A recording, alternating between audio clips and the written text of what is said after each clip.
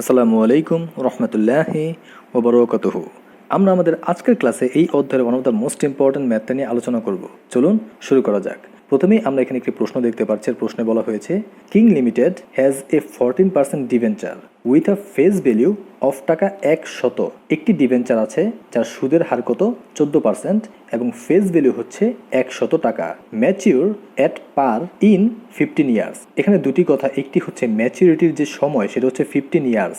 ম্যাচিউরস at পার এটার মানে হচ্ছে মেয়াদ শেষে ওই যে 100 টাকার বন্ড 100 টাকাই পরিশোধ করবে। The debenture is callable in 5 years. ডিভেঞ্চারটা কল করা হবে 5 বছর, মানে সিপি মানে আমরা যখন ওয়াইটিসি মানে ইল্ড টু কল এই মানটা বের করতে যাব তখন সময় হচ্ছে 5 বছর অ্যাট 114, মানে যখন কল করা হবে তখন এটার মূল্য হচ্ছে 114 টাকা, মানে কল প্রাইস হচ্ছে 114 টাকা। ইট কারেন্টলি সেলস ফর টাকা 105, বর্তমানে বিক্রয় করছে মানে সেলস প্রাইস হচ্ছে 105 টাকা। Calculate each of the following for the debenture. নিচে কিছু রিকোয়ারমেন্ট আছে। প্রথমেই বলা হয়েছে কারেন্ট ইল্ড। কারেন্ট ইল্ড বের করার জন্য আমাদের যে সূত্র সেটা হচ্ছে annual interest divided current market price into 100। আমাদের অ্যানুয়াল ইন্টারেস্ট কত 14%, তাই না? এই 14% কিসের উপর করতে হবে? ওই যে ফেস ভ্যালু 100 টাকা, 100 টাকার উপর 14% করলে কত হয় 14 টাকা। এবং কারেন্ট মার্কেট প্রাইস কত? ওই যে 105 টাকা। আমরা জাস্ট এখানে ক্যালকুলেট করেছি এবং মানটা বের করেছি 13.33%।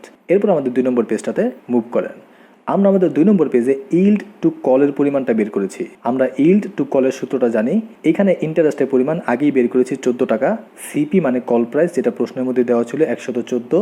এনএসভি, এখন আমাদের সেলস ভ্যালু দেওয়া আছে কিন্তু কোনো ফ্লোটেশন কস্ট নেই, সুতরাং যেটা সেলস ভ্যালু সেটাই হচ্ছে আমাদের এনএসভি মানে নেট সেলস ভ্যালু। এবং আমাদের কলেবল ছিল 5 বছর পরে, সুতরাং আমাদের এন এর মান হচ্ছে 5 ইয়ার্স। এখানে জাস্ট আমরা মানগুলো বসিয়েছি এবং ক্যালকুলেট করে আমাদের ওয়াইটিসি এর মানটা বের করেছি।